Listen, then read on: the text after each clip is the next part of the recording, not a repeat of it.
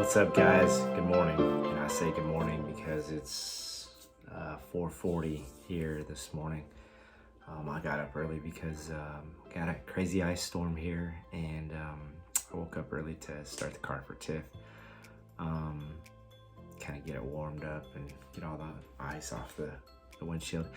Anyways, so I wanted to hit you guys up because got a buddy of mine that sent me a message and was like, "Hey man, I really love your channel." And I was like, thank you. And he says, "Man, you really might want to make a video about yourself. We really don't know one another on a deeper level." So this really isn't that, but it is to get to know me a little bit better. There are some people on this channel that I went to school with, that I've worked with, that I've been on the road with, kind of met in my travels. So I really wanted to just kind of hit you guys up with this and give you a little inside scoop on Choe.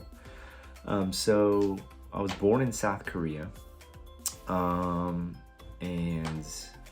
I was adopted before the age of 1, which was really cool. So I was adopted because my parents couldn't have kids, and then they had my brother, which is super, super cool because I dig my brother a lot. And then my first taste of the United States, we moved to Columbus, Mississippi. So cool thing is, this little Korean young man growing up learning to speak with a very, very heavy Southern accent, which comes out kind of here in Tennessee as well sometimes. So from there we moved to Southern California, and I believe I was in Southern California from 1st to 7th grade, where my parents split up. We lived in Southern California, my dad lived in Northern California. But while I was there, amazing, loving mom, really gave me encouragement to try new things. So I fell in love with soccer, I fell in love with skateboarding, I fell in love with surfing. And then so while my dad was in Northern California, he got stationed in England for 4 years. And so obviously, as you can imagine, didn't get to see my dad very much. So when he came back to the States, he got transferred to, he was in the Air Force. He got transferred to Cheyenne, Wyoming. So I told my mom, "Hey, I'm gonna give my dad a year to get to know him again." And so I moved out to Cheyenne for a year, my 8th grade year. Met some really, really cool lifelong friends, like seriously lifelong. In fact, some of them are probably watching this video right now. But I stuck to my word, and I moved back to California with my mom, my stepdad, and my brother. And at which time my stepdad was retiring. So we moved to, they were looking to retire in Las Vegas. So we moved to Las Vegas, spent half of my 9th grade year in Las Vegas, and just really wasn't the place for me. A lot of people, in fact, I've since gone back and met a lot of really cool people, just wasn't the place for me. So I moved back to Cheyenne. So went to high school and graduated high school there. I worked at various places while I was there. I worked for probably a couple weeks. My buddy Paul got me a job at King's Table. Most of you guys out there don't know what that is. And actually some people in Cheyenne don't know what it is. It was a buffet place, and I was bussing tables, and the guy told me, he's like, "Yeah, I don't think you're cut out for bussing tables." And I thought, I don't think I am either. From there I went to work at Taco Bell, and then I worked at Foot Locker for quite some time. I worked at the Wrangler, which is Western wear clothes, downtown Cheyenne. I went and worked for Trade Home Shoes, which is higher end shoe sales, where I became a manager, kind of moved around. But when I was working at Foot Locker, I met my bride. We dated for 4 years. We got married in '99, and then we moved to South Dakota, and then we moved to Kansas, Illinois, and then back to Cheyenne. And then so if it looks like I'm looking away I am. I kind of wrote down some bullet points. So then when we moved back to Cheyenne, I worked at a place called Rainbow Photo, where I learned how to process and print film and actually do photography, which was really cool.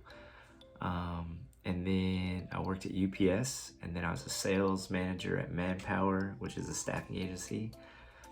And then I worked out at Dyno Nobel, which was super cool.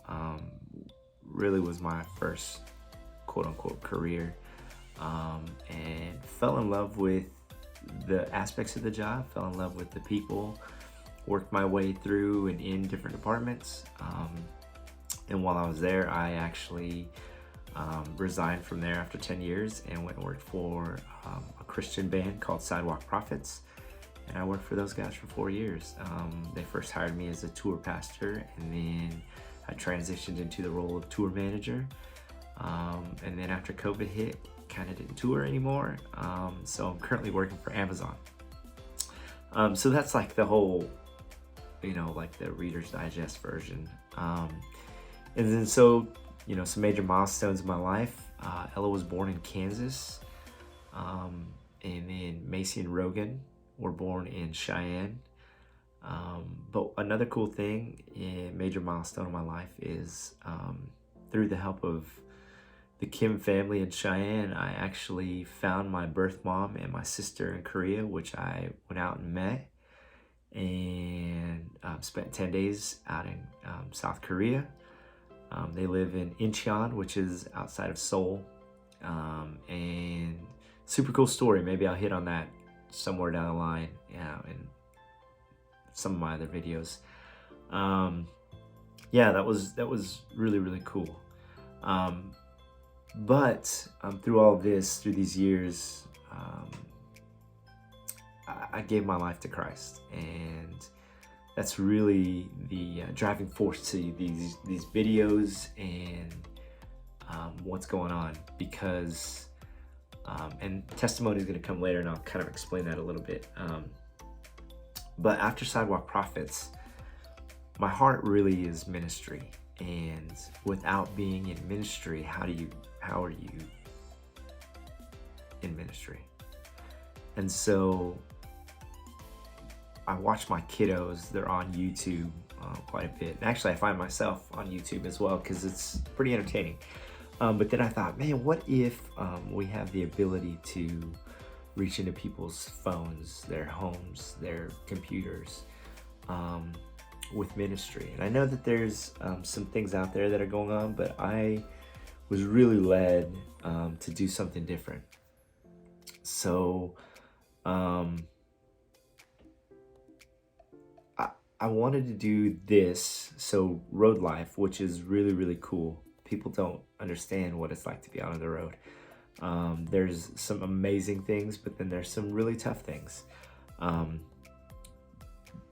But I also wanted to point out some people that I've met along the way. So I'm starting a new series called Testimony Tuesday. I'll be kicking that off next week with my testimony. And then I've got a gamut of people already that have submitted their testimonies. I'm super excited for you all to hear those. But more than anything, I really, really, really would like you guys to watch these videos, to share them. That's the most important part, is to share your videos. Because I feel like there are people all over who need the words that are here, the testimonies. The great thing about testimonies is you can't dispel them. They happen to you.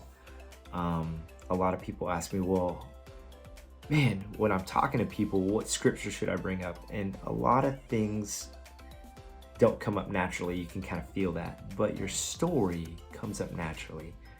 Your ability to tell your area of brokenness, how it felt to be hopelessness, your hopelessness, and then on the flip side of that, what it looked like to have hope, and then redemption, and then what it looks like now when you are traveling down this path. Anyways, I I look forward to sharing these, but I look forward to you guys sharing them because there's somebody out there that needs the words. And just be prepared. I've asked these people not to do the Walt Disney version because I feel like the Disney version all too often people don't resonate with them because they're like, oh, that person's struggle, but it was way too perfect. I want the oh my goodness version of wow.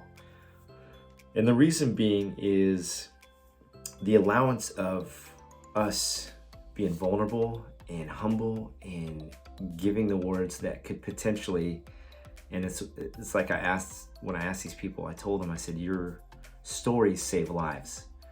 So with the ability to save a life through YouTube, which is miraculous in itself, but on the same sentence, pretty easy to do. So share the video. I would suggest that you subscribe to the video and hit the little bell, which is a notification. So every time a new video drops, you're notified. But more than anything, be aware that our words are serving a purpose, and the allowance of them being given to certain people is a beautiful thing. So guys, I'm gonna wrap this up. I love you guys. I look forward to this continuing the road stories from the road. I think they're pretty amazing. I've been getting in a bunch of submissions for those, but then also the Testimony Tuesday. And actually, it looks like maybe possible. I'm not gonna speak too soon, but maybe possibly it might be more than Tuesdays. It might become testimony period, but right now it's just Testimony Tuesday because like I said, I do have a lot of submissions that are coming in. But guys, seriously, thank you guys so much for the support, the love. Remember to share the videos because it's super important for the word to get out there. A lot of people don't realize their ability to bring different words to different people in the moments that they need them. All right, guys, thank you so much. Love you guys.